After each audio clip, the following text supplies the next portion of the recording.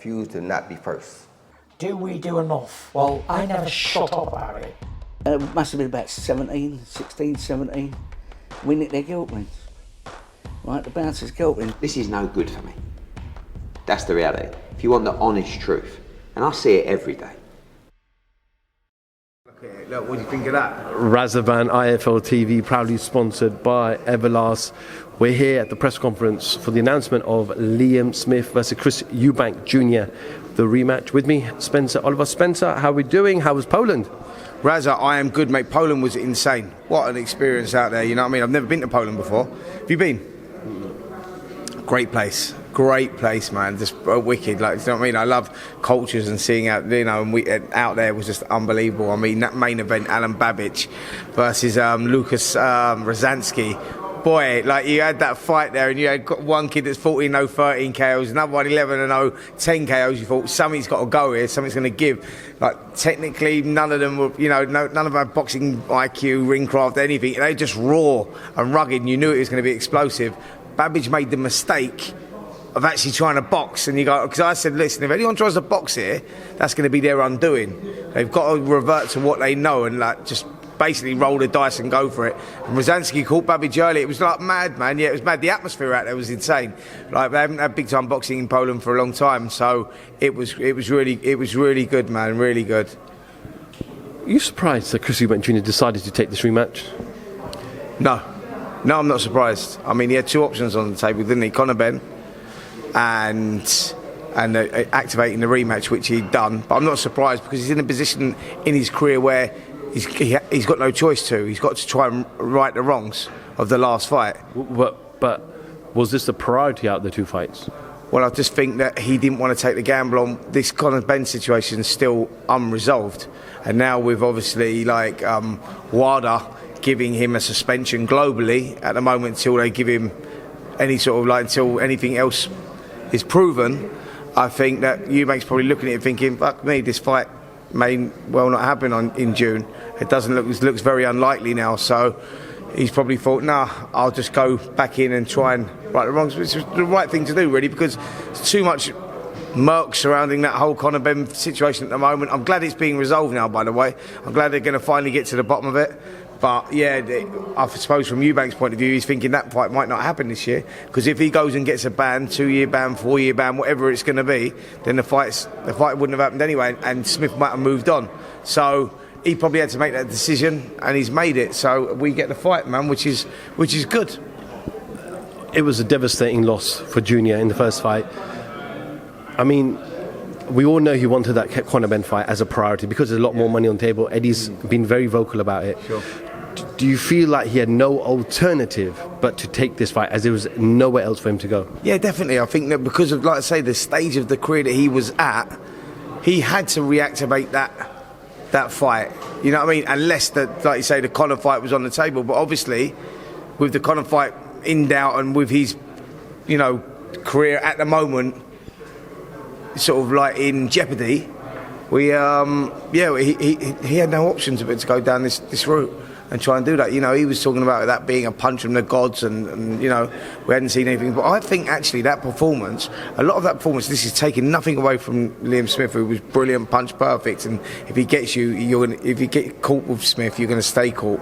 But I just think that him trying to make that weight for that Conor Benn fight, going down to 157 where he looked fucking terrible, that was dangerous. Like, and then him coming back, his body never had enough time to adjust. When you get older, your body just sort of acts in funny ways. And I don't think the punch resistance was there at all when he was doing that. And it wasn't just a finish. It was when he was getting hit with jabs, you saw him stiffening up. And I think that was playing around with the weights too much and then going into that fight too soon after that.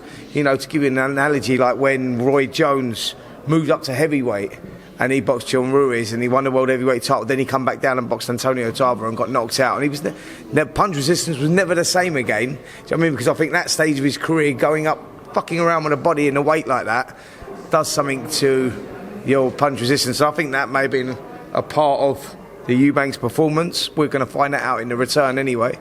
So we may see a different fight this time. So what I'm saying is, because you've got all that around it, you go, Smith starts an overwhelming favourite because it was so conclusive last time, you know, and there you go, like, Smith was starting overwhelming favourite, but you know, has Eubanks had time now to readjust his body properly? Do you know what I mean? Going into the return, and we'll see how it goes, man. Yeah, tactically, will he get it right? You know, who's he working with right now? So yeah, we'll see. A lot of people say that maybe he's outgrown 160. Do you think he's outgrown 160? And if he has, this fight's going to be at 160. Well, listen, yeah, this is going to be at 160, but going off that last performance, the punch resistance wasn't there, and that's what I say.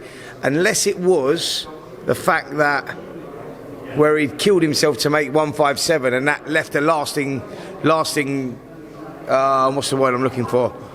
Yeah, lasting impression on his body, then he's outgrown 160 because the punch resistance weren't there. So that's what I mean. There's so many ifs, buts and maybes going into this rematch. It makes it an interesting fight. I'm looking forward to it, man. Both men got into each other at the last press conference. They've said a lot of things, and it kind of almost got Liam hyped up even more for it.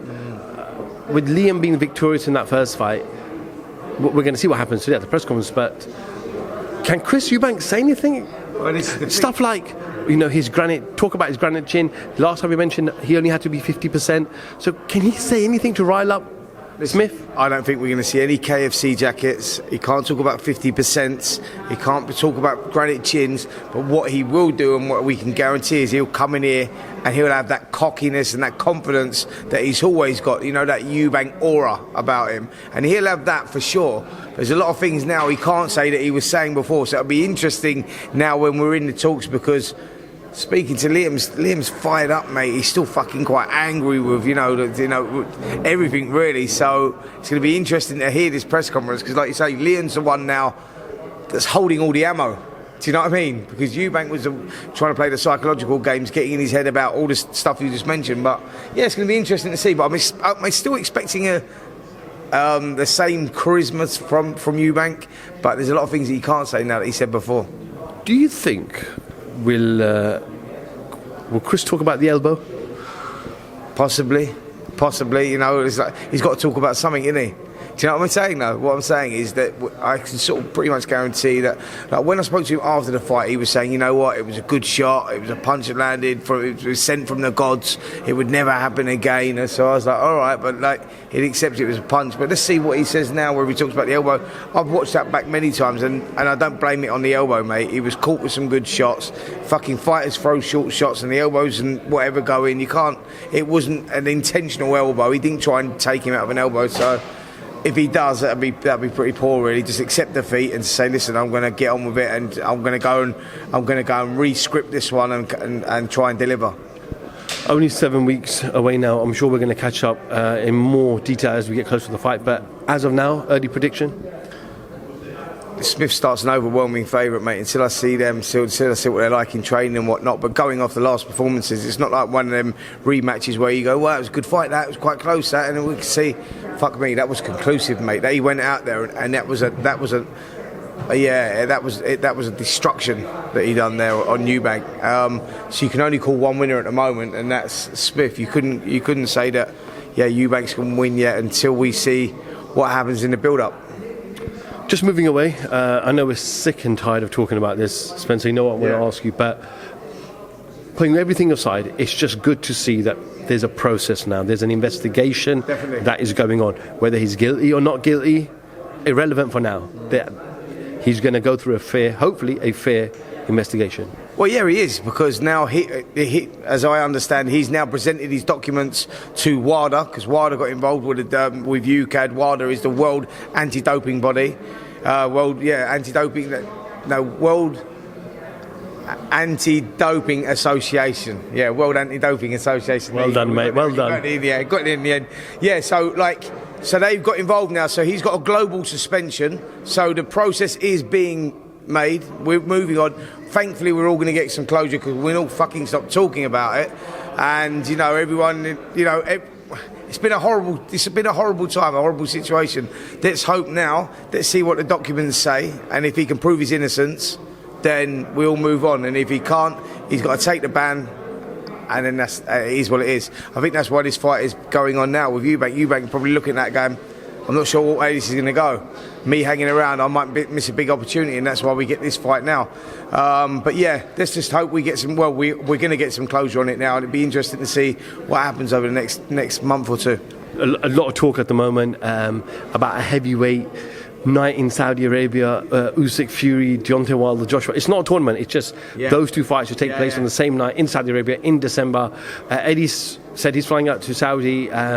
We've heard Wilder's trainer Malik say a few things. Amir Abdullah from Skills Challenge has said a few things, so could be a crazy night in Saudi.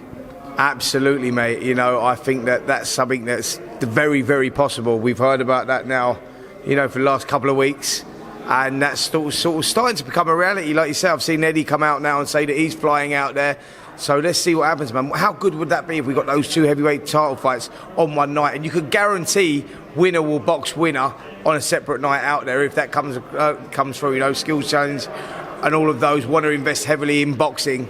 And I think they're going to go for it, mate. I think that's going to happen in December. I really do. And it'd be fantastic for the sports fans. Do you know what I mean? Because it's been a frustrating time over the last 2 or 3 years trying to get this undisputed heavyweight title over the line, but politics have got in the way of it. You know, different TV networks, etc., etc. And hopefully we can get it over the line now. How good would that be? Fantastic for the sport of boxing. Spence, we're going to get ready now. Press conference going to due to start very, very soon. Appreciate your time, and let's hope for some fireworks. 100%. Let's catch up soon. Spence Oliver, IFL TV. Thank you very much.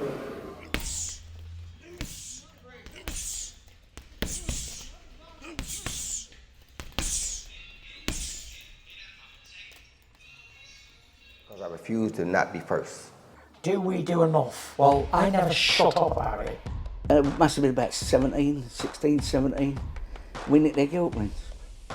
Right, the bouncer's guilt ring. This is no good for me.